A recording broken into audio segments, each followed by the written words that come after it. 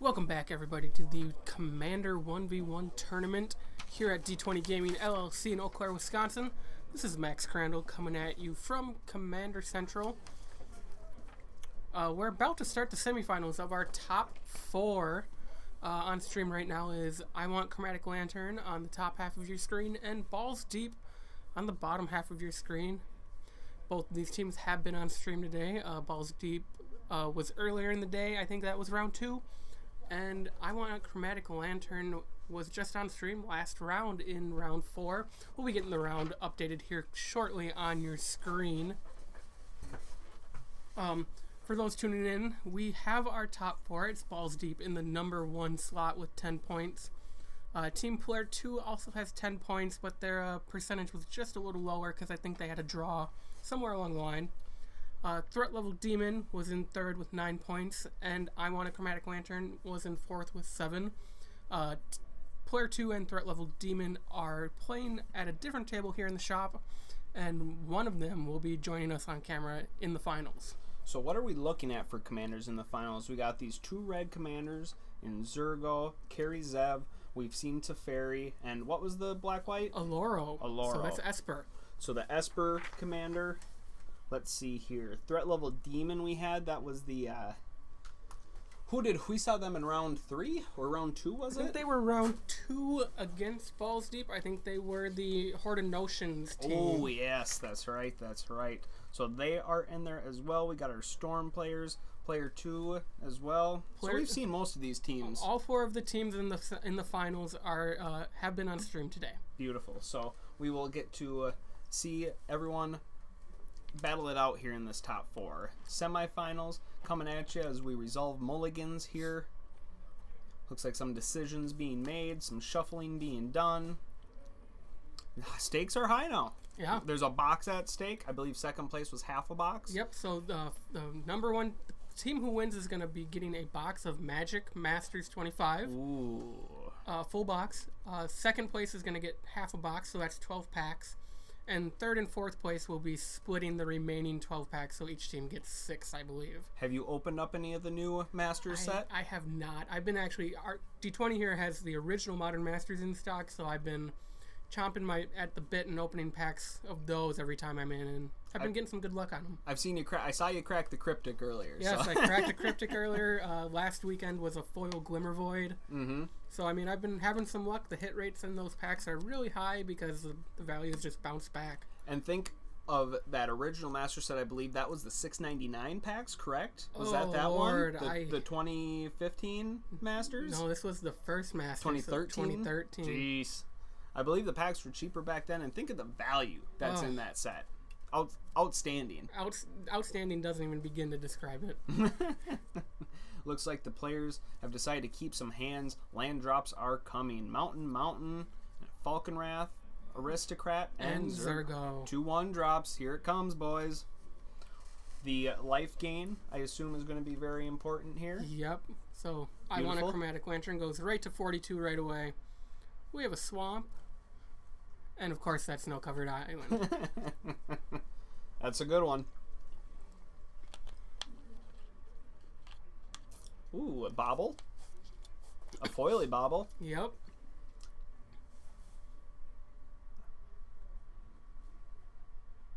Tough decisions here by I Want a Chromatic Lantern. Definitely. Starting off with that lonely swamp. I don't know what turn 1 plays Chris might have there with that swamp. Maybe he's just holding it for turn 2. Maybe he has something that just needs that extra mana. Could be going for the early fatal push here to set back the aggro teams. The aggro matchup. Yep. Definitely a smart decision seeing that bobble got cracked. But it doesn't look like it as Nate draws the card off the bobble. Some action for both players here on the red team.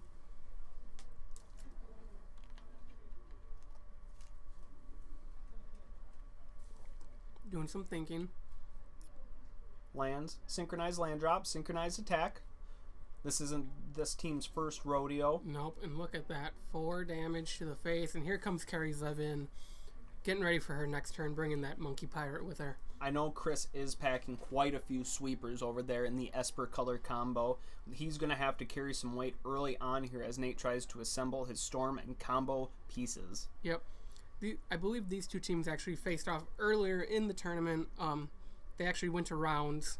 Ooh, so we could be looking at a real long matchup. A real long, grindy matchup. As long as the sweepers happen, I think I Want a Chromatic Lantern has a chance. Yeah, they might be, if they can get some sort of early stabilization here, maybe a board sweep, that could really set this red team back. But as we saw in previous rounds, they overcame multiple sweepers before. That's not enough. One, possibly two sweepers is not enough to be able to beat these red decks, who always have access to their commander. They're usually not too terribly expensive, and they can just flood the board with action. Yeah, that's totally true, and it looks like we have some action from I Want a Chromatic Lantern. Nate dropping that Felwar Stone, and Chris laying down a Spellskite. I really like Spellskite here. Great card in this matchup. It redirects any of those burn spells that Balls Deep is going to have right back to Spellskite versus taking the damage to the face. And just a good butt on that thing to block these early aggro creatures. We've seen Chris play these big butt creatures. He must be a fan of them. Maybe. Maybe that'll be after the we'll match. Get Sir Mix-a-Lot out for Chris. I like big butts. And I cannot lie. Chris, we love you, big guy. And it looks like some more action from the red player here going to the graveyard. Spellskite soaked up that spell, it looks like. Yum, yum. But that will take out that roadblock, and this is going to open up for a good swing here from the red team, I imagine. Yep, I mean, I don't know why they were extremely concerned about it. Like you said, the big butt is there, but Kari Zev having Menace, and I think the Falcon Wrath also has Menace as well. Is that correct? I believe so. Is it Haste or Menace? It's one of the two. We'll pull it up real quick.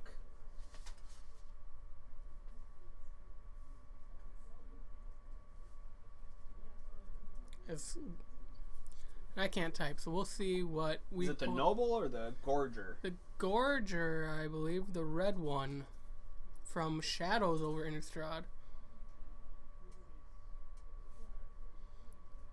Oh. It has neither. It has neither. Oh, there we go. It has the... It gives your vampires madness. Ah, there we go.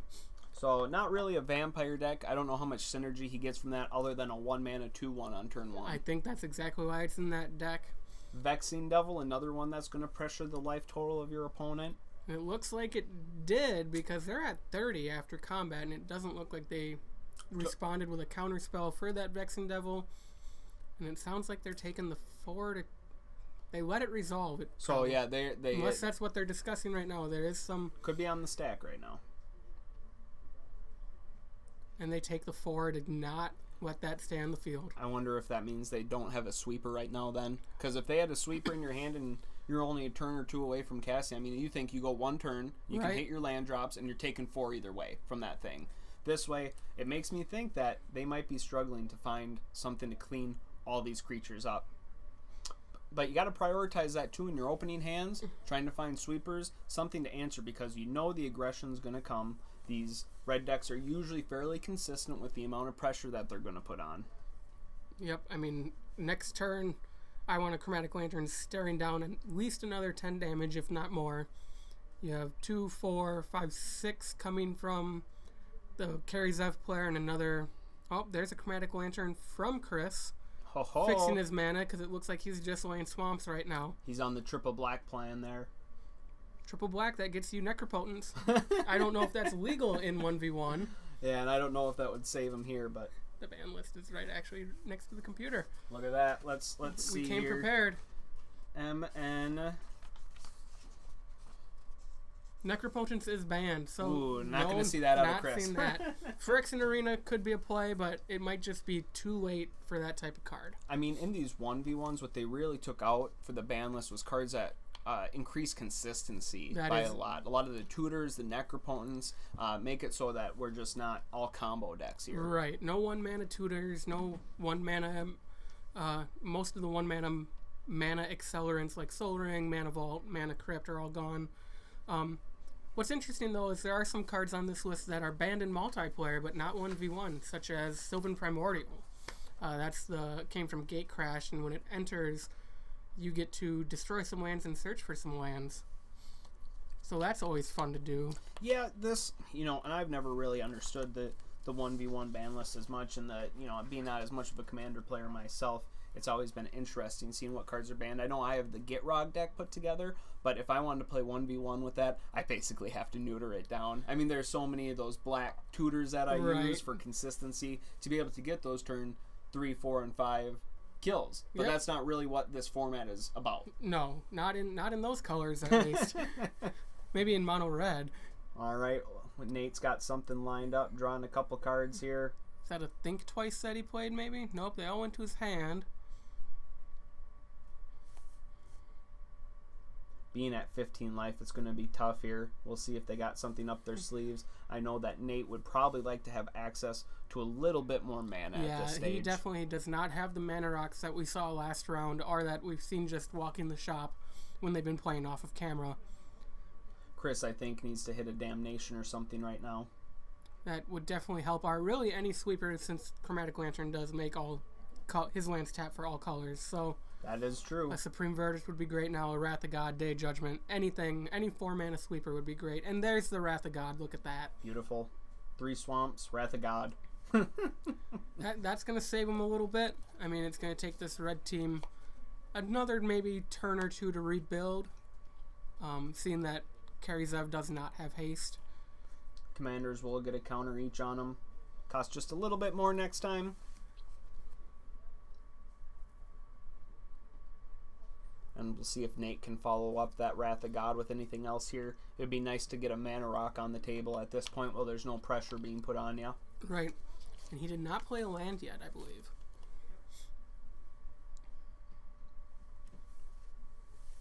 There's a Winter Orb. Oh, that's what I thought I saw. That is great. It's going to keep this one player basically on a right tap down. The player on the left bottom is probably very thankful that he didn't tap out last turn. Right. And for those who don't know, Winter Orb does say as long as Winter Orb is untapped, players can't untap more than one land during their untap steps. It's a fun one. It is. It's definitely a stacks type card, and it really allows Nate, once he gets those mana rocks on board, to keep untapping those versus just his islands. But at this point, I think it's a great play because it is going to keep most of Balls Deep from really going off and finishing this game quickly. Absolutely. It definitely could buy them a couple more turns. And the life gain from the Oloro player will actually might make a big difference here in the next couple turns. It very well could. I mean, if they can buy 2 or 3 more turns, that's 6 more life, depending on what Balls Deep can throw back at them. But now they have to make some crucial decisions. You untap one land. Do you use it to cast a Lightning Bolt or a Shock? Or do you use it to recast your commander? Absolutely. And not untap both of those lands next turn.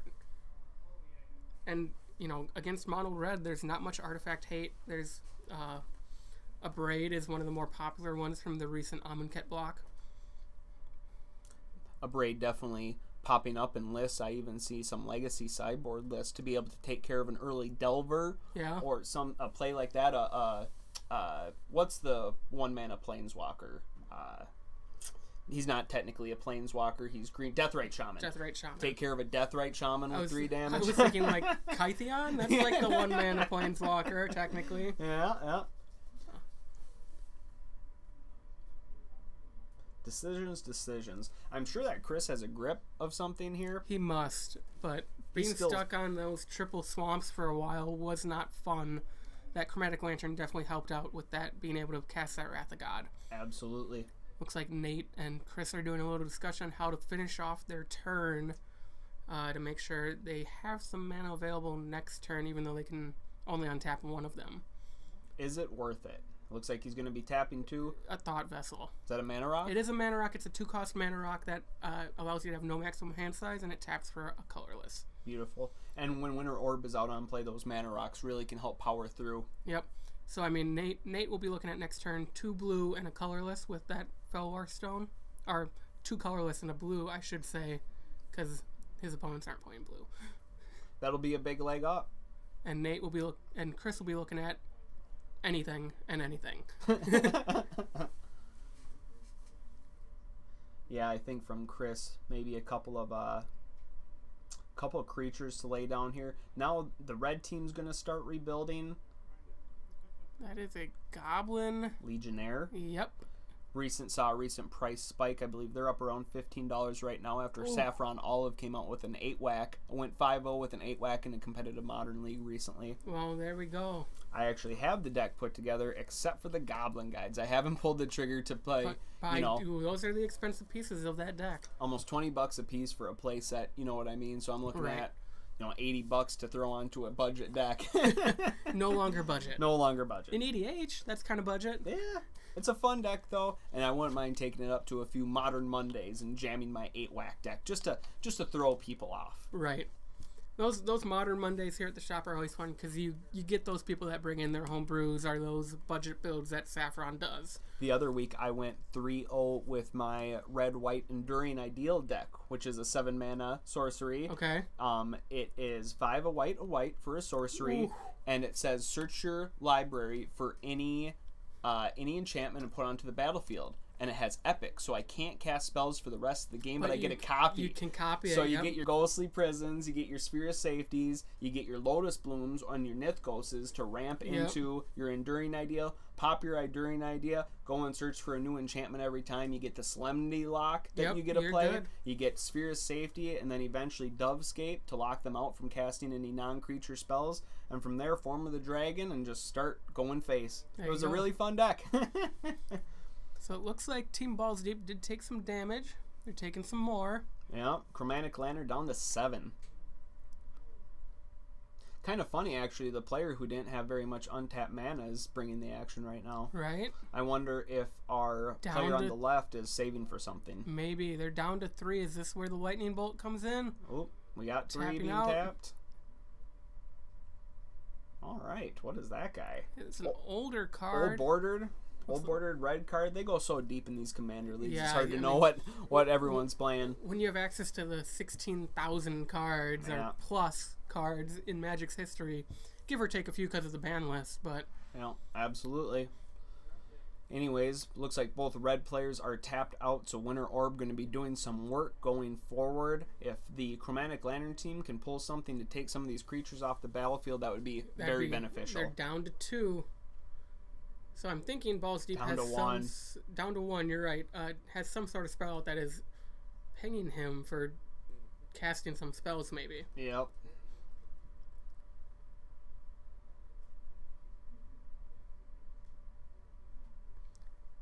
Is that maybe an old bordered Mana Barbs? Whoo! And there's the handshake. They can't get out of it. And it looks like he's going to knock over his deck a little bit there. Balls Deep, once again defending their title, going to be moving on to the finals. We'll go catch up on what is happening out at the other table, and then we'll be back. Balls Deep will be back defending. This double red commander has been pretty impressive. They have put consistent pressure on their opponents each round that we've watched them. Yep, and like we said when they first were on camera earlier in the day, they are the ones who won the last Two-Headed Giant 1v1 commander tournament here at D20. So, like we said, they are defending the belt, and they have come to bring their business to the table, and it looks like they are one step closer away from walking away with a full box of Masters 25. Oh, man, that would be sweet. We're going to go and line up the other matches here and then come right back with some more Two-Headed Giant Commander action here at D20 Gaming LLC in Eau Claire, Wisconsin.